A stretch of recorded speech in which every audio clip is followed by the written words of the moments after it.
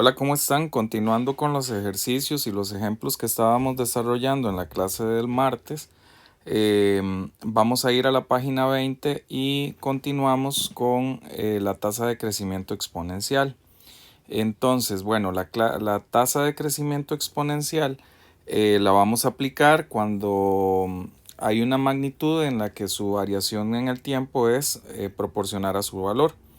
Entonces, esto lo que quiere decir es que va a crecer más rápido con el tiempo, ¿verdad? Entonces aquí tenemos la fórmula, vemos que es la misma fórmula que se utiliza en el crecimiento geométrico.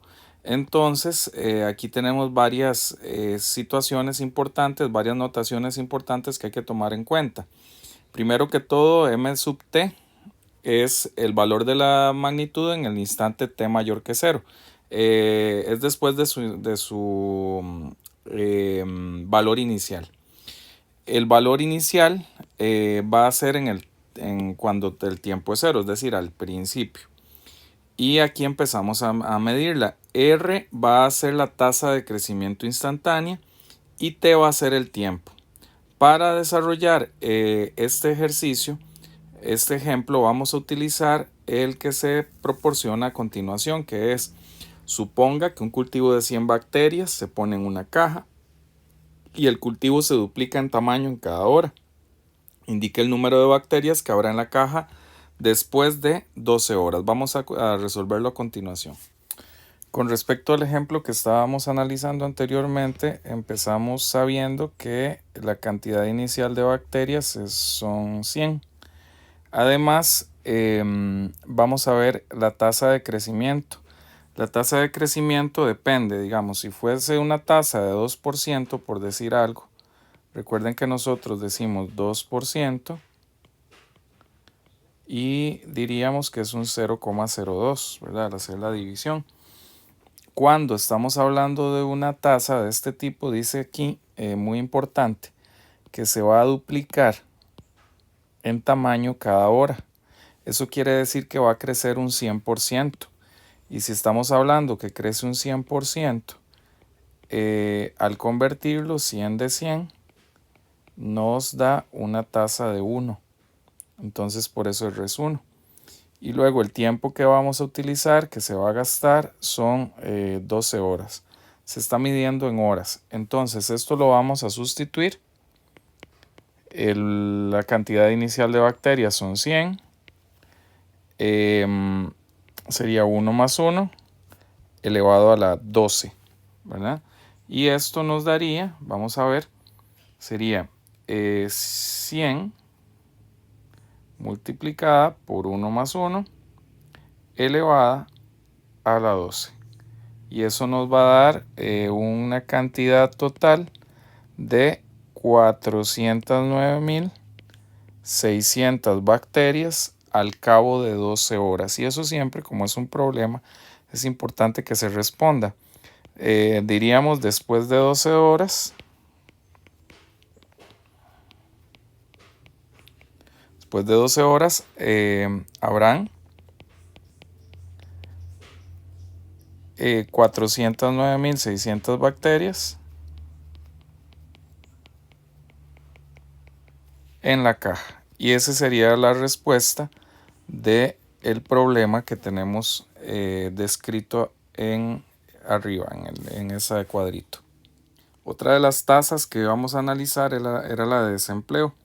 La de desempleo indica el número de personas desocupadas dentro de una población económicamente activa y se hace por cada 100 habitantes. Entonces la tasa de desempleo sería el número de desempleados dentro de la población económicamente activa dividido entre la población económicamente activa, multiplicado por 100. Entonces para eso vamos a hacer un ejemplito que viene descrito en esta parte. Entonces vamos a verlo a continuación. Otra de las tasas que vamos a analizar era la de desempleo. La de desempleo indica el número de personas desocupadas dentro de una población económicamente activa y se hace por cada 100 habitantes. Entonces la tasa de desempleo sería el número de desempleados dentro de la población económicamente activa dividido entre la población económicamente activa, multiplicado por 100. Entonces para eso vamos a hacer un ejemplito que viene descrito en esta parte. Entonces vamos a verlo a continuación. Continuando con el ejemplo y utilizando la fórmula de la tasa de desempleo, recuerden que nosotros vamos a encontrar un porcentaje.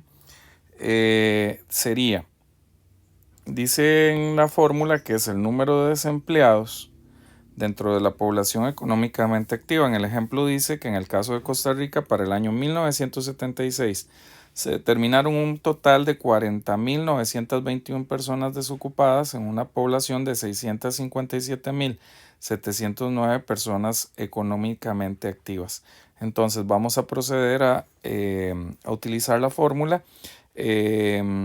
La cantidad de desempleados fueron 40.921 y la población económicamente activa en ese entonces era 657.709. Esto lo vamos a multiplicar por 100 y nos va a dar un porcentaje. Tendríamos entonces 40.921 dividido entre 657.709. Eso lo vamos a multiplicar por 100 y eso nos daría, vamos a hacerlo en decimales, un porcentaje de 6,22%. Entonces nosotros ya podríamos hacer una respuesta, que siempre es importante en estos problemas escribirla. Entonces, la tasa de desempleo en el 2000, perdón, estoy con el año en 1976 era de 6,22%. Entonces ese sería el ejemplo resuelto de la tasa de desempleo. Para finalizar, la densidad de población consiste en dividir el número de habitantes de un área por la superficie del área. Generalmente esta superficie se da en kilómetros cuadrados. Entonces la densidad de población lo que va a indicar es la cantidad de habitantes por kilómetro cuadrado.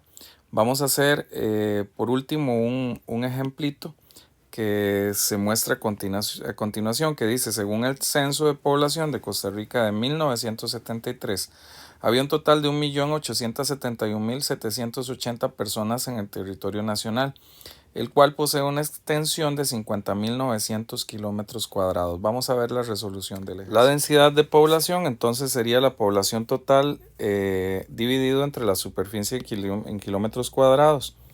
Y entonces eso sería como la población total en 1973 era de 1.871.780 personas. Eso lo vamos a dividir por lo que mide el territorio nacional, que es 50.900.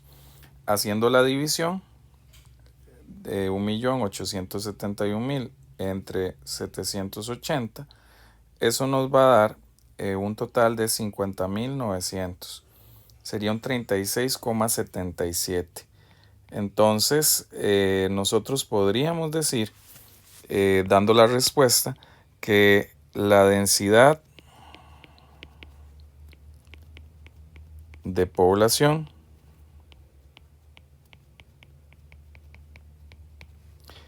de Costa Rica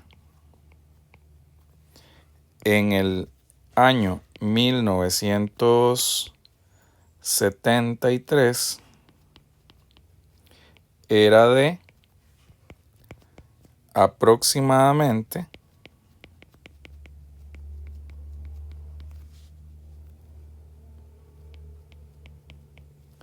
38 personas